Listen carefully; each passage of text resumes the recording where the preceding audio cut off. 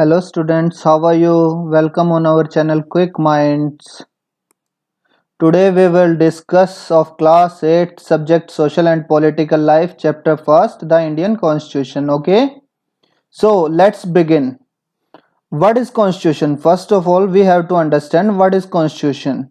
Constitution means the basic laws or rules by which a country is governed. Means constitution laws और rules का एक combination है जिससे किसी भी कंट्री को गवर्न यानी कि रन किया जाता है.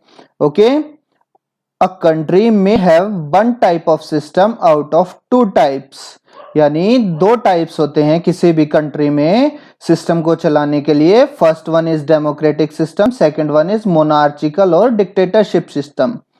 What is democratic system? Students, democratic systems वो सिस्टम होता है जहां की जनता, देश की जनता अपनी सरकार को खुद चुनती है, यानी government will be elected by the people of its country. Okay, and second one is monarchical or dictatorship system.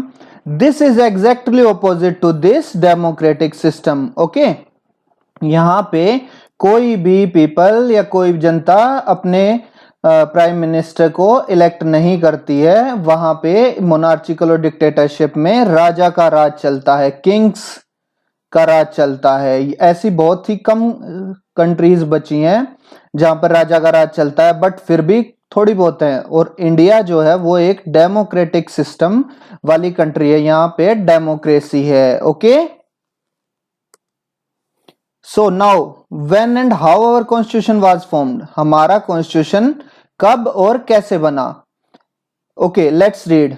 December 1946. In December 1946, a constituent assembly was formed to prepare constitution for independent India.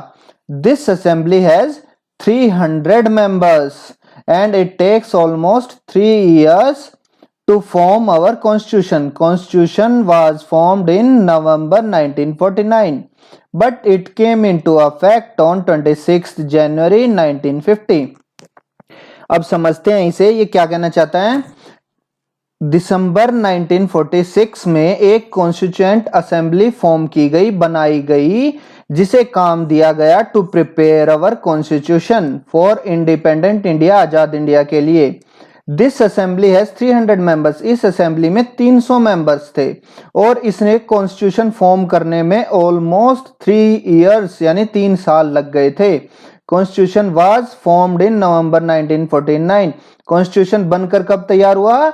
नवंबर 49 में, यानी कि almost 3 years लग गए थे. But ये form तो हुआ था 1949 नवंबर में, बट ये अफेक्ट में कब आया, लागू कब हुआ हमारे देश में?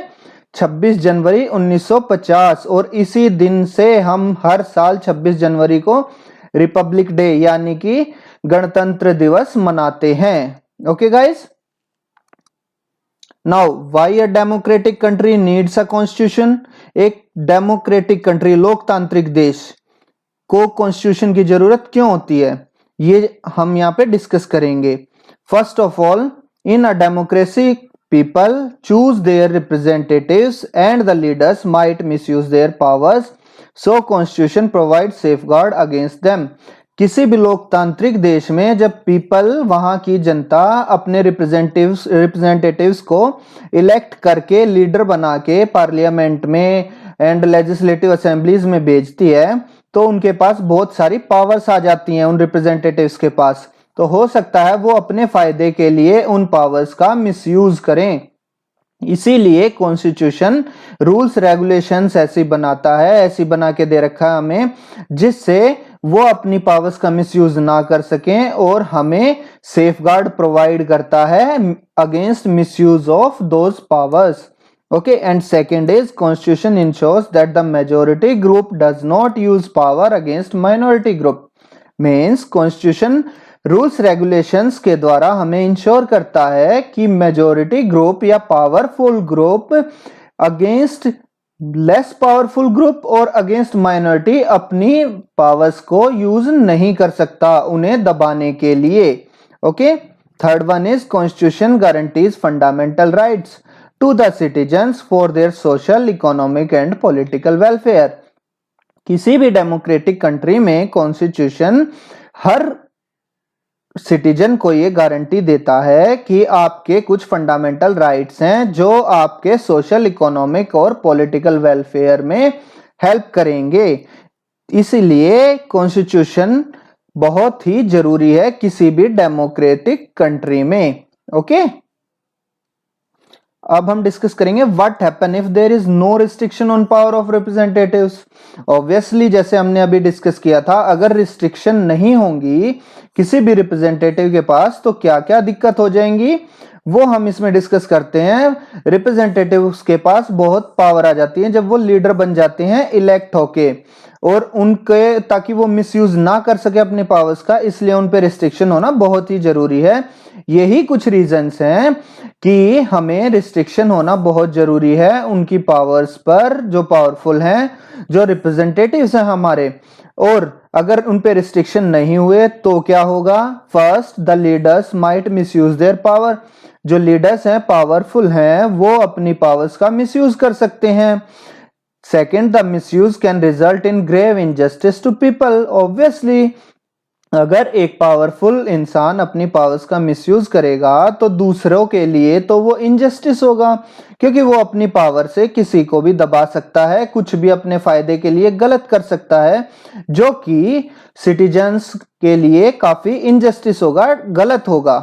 Okay, and third one is the objective of constitution fails. Obviously हमारे कॉन्स्टिट्यूशन ने बोला है कि सब इक्वल हैं, कोई किसी को परेशान नहीं कर सकता, सबको हर तरह की स्वतंत्रता है। और जब ये कुछ पावरफुल रिप्रेजेंटेटिव्स गलत यूज करेंगे अपनी पावर का दूसरों के अगेंस्ट में, तो फिर जो ऑब्जेक्टिव है कॉन्स्टिट्यूशन का, इक्वलिटी का, फ्रीडम का, सबको समान रखने का, वो तो फेल हो जाएगा। तो ये the objective of constitution fails. इसलिए बहुत ही जरूरी है कि पावरफुल रिप्रेजेंटेटिव्स की पावर पर एक रिस्ट्रिक्शन हमेशा रहे। जो काम कौन करता है? कॉन्स्टिट्यूशन करता है हमारा। ओके, अब देखते हैं हम की features of Indian constitution. Indian constitution के मेनली फीचर्स क्या क्या हैं? ठीक है, इसके मेनली 5 फीचर्स हैं। 5 features that have Indian constitution have. Okay, first is federalism, second is parliamentary form of government, third is separation of powers, fourth is fundamental rights, and fifth is secularism. Okay, इन पांचों features को हम detail में अभी discuss करेंगे आपके साथ। ठीक है, फंडामेंटल राइट्स में भी 6 राइट्स हैं जो constitution every citizen of India को प्रोवाइड करता है। First is right to equality, second is right to freedom, third is right against exploitation, fourth is right to freedom of religion, fifth is cultural and educational rights, and sixth is right to constitutional remedies. Okay guys, तो students अब हम इन सबको detail में discuss करते हैं। ठीक है, first is federalism. What is federalism? First of all, we have to understand what is federalism. Federalism means existence of more than one tier of government. Means ऐसा नहीं है, कॉन्स्टिट्यूशन ने हमें हमारे कंट्री में ये प्रोवाइड किया हुआ है कि ऐसा नहीं है कि पूरे देश पे एक ही गवर्नमेंट अपने मर्जी से राज करेगी। इसीलिए कॉन्स्टिट्यूशन ने हर एरिया के लिए अलग अलग टाइप्स की गवर्नमेंट को डिफाइन किया है, इसी प्रोसीजर को हम फेडरलिज्म का नाम देते हैं। Federalism means existence of more than one tier, means one type, tier here means type, one type of government, more than one type of government. Okay, and these 3 types of government we are discussing are, first is central government. This is central government. Central government works on all India level. Okay, central government जो है वो पूरे देश की एक ही होती है, जो पूरे देश यानी कि पूरे कंट्री लेवल पे काम करती है। Okay guys, and second one is state government. State government functions only in states like Haryana government, Delhi government, Bihar government, Andhra Pradesh government, etc. Okay, and third one is Panchayati Raj system.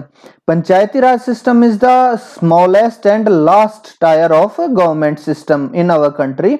ये हमारे मेनली काम करती है city and village level पे, mainly ये काम करती है विलेज लेवल पे। Okay guys, this means federalism को हम इजीली बोल सकते हैं जब मोर देन वन यानी कि एक से ज्यादा टाइप की गवर्नमेंट को जब कॉन्स्टिट्यूशन प्रोवाइड करता है, उस सिस्टम को हम फेडरलिज्म बोलते हैं। Okay, next feature is parliamentary form of government. Parliamentary form of government का क्या मतलब होता है? इसके लिए हमें पहले समझना पड़ेगा कि फॉर्म ऑफ गवर्नमेंट कितने टाइप की होती हैं। टू टाइप्स की फॉर्म ऑफ गवर्नमेंट्स होती हैं। First is parliamentary form of government and second one is presidential form of government. ठीक है, पार्लियामेंट्री फॉर्म ऑफ गवर्नमेंट क्या होती है? Here government elected by people and this government governed by a council of ministers headed by prime minister। Means यहाँ पर parliamentary form of government में government elected by people होती है। People जो होते हैं वो अपने रिप्रेजेंटेटिव्स को इलेक्ट करते हैं, वो आगे जाके गवर्नमेंट फॉर्म करते हैं। उन्हीं रिप्रेजेंटेटिव्स में से कुछ मेंबर्स की एक ग्रुप बनता है जिसे कहते हैं काउंसिल ऑफ मिनिस्टर्स। और ये मिनिस्टर्स को हेड कौन करता है? इनका हेड कौन होता है? Headed by prime minister. Okay guys, this is parliamentary form of government. Second होता है presidential system of government. Presidential system of government में क्या होता है? जो हेड होता है गवर्नमेंट का वो प्राइम मिनिस्टर नहीं होता बल्कि प्रेसिडेंट होता है। ओके, तो हमारा जो कॉन्स्टिट्यूशन है वो इंडियन गवर्नमेंट को कैसे डिफाइन करता है? As a parliamentary form of government. Okay students, okay next is separation of powers. Separation of powers जैसा हम पढ़ सकते हैं यहाँ पे, सेपरेशन ऑफ पावर का पढ़ते ही मतलब समझ आता है पावर्स का सेपरेशन, पावर्स को डिवाइड करना। हमारे कॉन्स्टिट्यूशन ने हर गवर्नमेंट को, हर ऑर्गन को ऑफ गवर्नमेंट अलग अलग पावर्स दे रखी हैं उसके अलग अलग एरिया में यूज करने के लिए। ऐसा नहीं है कि सारी पावर्स एक ही गवर्नमेंट को या गवर्नमेंट के एक ही ऑर्गन को दी हैं, उससे फिर प्रॉब्लम बहुत ज्यादा होती है, उससे फिर आपस में टकराव की स्थिति बनती है। इसलिए कॉन्स्टिट्यूशन ने डिफाइन कर रखा है रिटर्न में कि सेंट्रल गवर्नमेंट अपनी पावर कहां यूज करेगी, स्टेट गवर्नमेंट कहां करेगी और लोकल गवर्नमेंट के पास क्या क्या पावर है। ओके गाइज, तो अब हम पढ़ते हैं। To prevent misuse of powers, constitution provide separate powers to every level of government and level of government organs like legislature, executive and judiciary. Okay, किसी भी गवर्नमेंट के तीन ऑर्गन होते हैं, legislature, executive and judiciary. Legislator वो होते हैं, legislature जो कि रूल कानून बनाने का काम करते हैं। जैसे संसद में रूल बनते हैं, कानून बनते हैं, विधानसभा में, स्टेट लेजिस्लेटिव असेंबलीज में कानून बनते हैं, वो पार्ट आएगा लेजिस्लेचर में। And second one is executive. Executive में वो मेन अधिकारी या ऑफिसर्स आते हैं जो इन लेजिस्लेचर के द्वारा बनाए गए कानूनों को पूरे देश में इंप्लीमेंट करने का काम करते हैं, उन्हें हम एग्जीक्यूटिव ऑर्गन बोलते हैं। And third one is judiciary. Judiciary मतलब हमारी न्यायपालिका जो हम सबको न्याय देने का काम करती है।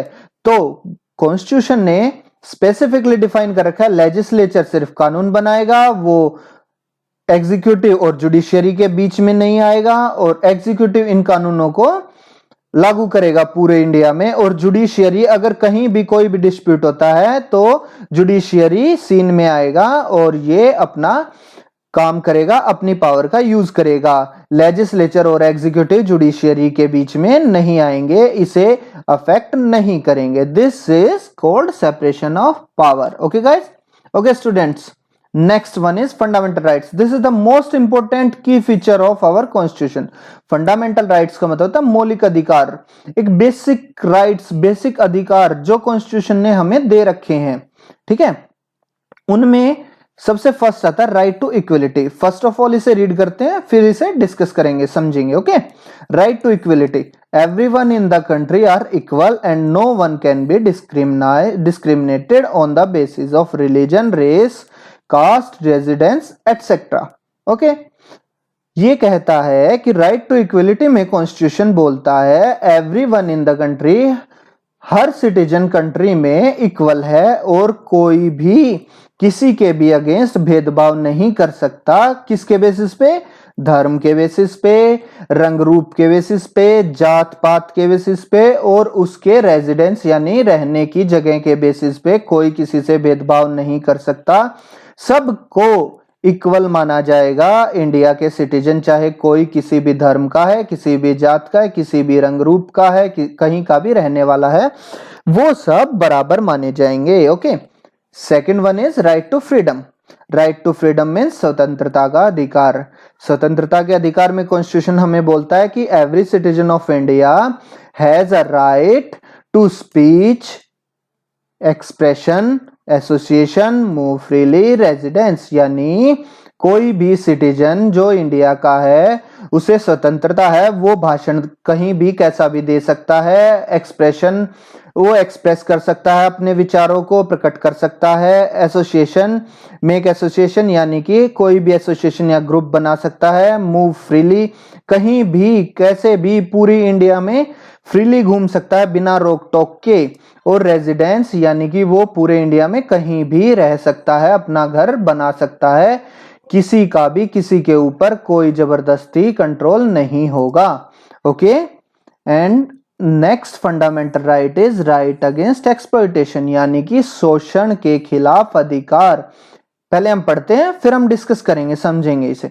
Constitution prohibits human trafficking, forced labour and child labour under as 14।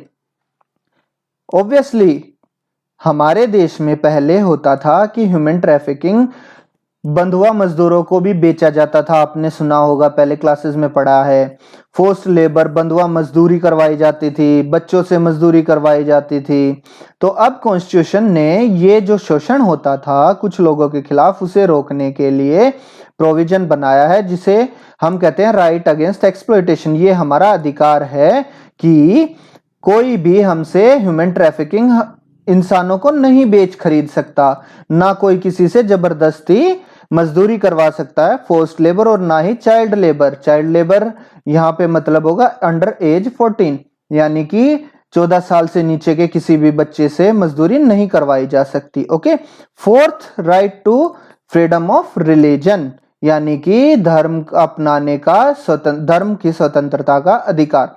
First read करते हैं फिर डिस्कस करेंगे। Everyone in the country can follow और प्रैक्टिस एनी रिलीजन और as he she wants means कोई भी हमारी कंट्री में जो चाहे वो धर्म फॉलो कर सकता है, मान सकता है और उसके रिचुअल्स को प्रैक्टिस कर सकता है। Okay. Next is cultural and educational rights. Cultural and educational rights का मतलब है शिक्षा का अधिकार और कल्चर का अधिकार। ठीक है। कॉन्स्टिट्यूशन सेज माइनॉरिटीज रिलीजियस और linguistic can set up their own educational institution to preserve their culture and language. Constitution कहता है कि कोई भी माइनॉरिटी जो रिलीजियस यानी कि धर्म के आधार पर माइनॉरिटी ग्रुप में है हमारे देश में, या फिर उनकी भाषा के आधार पर है, उनकी लैंग्वेज ऐसी है जो ज्यादा नहीं बोली जाती, बहुत कम लोग बोलते हैं, उस आधार पे है जो माइनॉरिटी, वो अपना खुद का एजुकेशनल इंस्टीट्यूट सेटअप कर सकते हैं और ओन कर सकते हैं यानी चला सकते हैं, मालिकाना हक उनका है। किस लिए? अपने कल्चर और लैंग्वेज को प्रिजर्व यानी बचाए रखने के लिए। Okay guys. Okay, last one fundamental right is right to constitutional remedies. ये सबसे important right to constitutional remedies जो है सबसे इंपॉर्टेंट फंडामेंटल राइट माना जाता है। क्यों? अगर ये नहीं होगा तो इन ऊपर वालों का कोई भी इंपॉर्टेंस नहीं रहेगा। कैसे नहीं रहेगा? कॉन्स्टिट्यूशनल रेमेडीज में कॉन्स्टिट्यूशन हमें अधिकार देता है to go to courts for safeguard of our fundamental rights, कि अगर हमारे ऊपर जितने भी हमने डिस्कस किए हैं राइट्स के, अगर वो हनन होता है उनका, कोई हमसे हमारे फंडामेंटल राइट्स छीनता है, तो हम उन्हें दोबारा रिस्टोर करवाने के लिए, अपने सेफगार्ड के लिए हम कोर्ट में जा सकते हैं। यही है right to constitutional remedies. Okay. Next key feature of Indian constitution is secularism. Secularism को हम हिंदी में बोलते हैं बच्चों धर्मनिरपेक्षता। धर्मनिरपेक्षता का मतलब हम बाद में डिस्कस करेंगे, पहले हम पढ़ते हैं, हमें पढ़ने से सब कुछ पता चल जाएगा। India is a secular country in which government does not promote any religion as their state religion. All religion are treated equally. Means simple, India एक सेक्युलर कंट्री है, धर्मनिरपेक्ष कंट्री है, जहां पर गवर्नमेंट किसी भी एक धर्म को प्रमोट और प्रिजर्व नहीं करती एज अ स्टेट रिलीजन। उसे देश का धर्म बनाकर रिलीजन को प्रमोट और प्रिजर्व नहीं करती। गवर्नमेंट के लिए सारे धर्म बराबर हैं और इसी फंडे को हम बोलते हैं सेक्युलरिज्म। ओके, ये था हमारा चैप्टर बच्चों, द इंडियन कॉन्स्टिट्यूशन, जिसमें हमने की फीचर्स ऑफ इंडियन कॉन्स्टिट्यूशन के, कब कॉन्स्टिट्यूशन बना और क्या क्या हमारे फंडामेंटल राइट्स है कॉन्स्टिट्यूशन में, ये सब डिस्कस किया। ओके, होप आप सबको समझ आ गया होगा। अगर कोई भी प्रॉब्लम होती है आप मुझे कमेंट सेक्शन में कमेंट करके दोबारा पूछ सकते हैं, ठीक है। ओके, अगर वीडियो अच्छी लगी तो प्लीज लाइक करिए, शेयर करिए, ताकि और बच्चों को भी फायदा मिल सके, वो भी समझ सके, और चैनल को सब्सक्राइब करिए। Okay, bye, take care guys.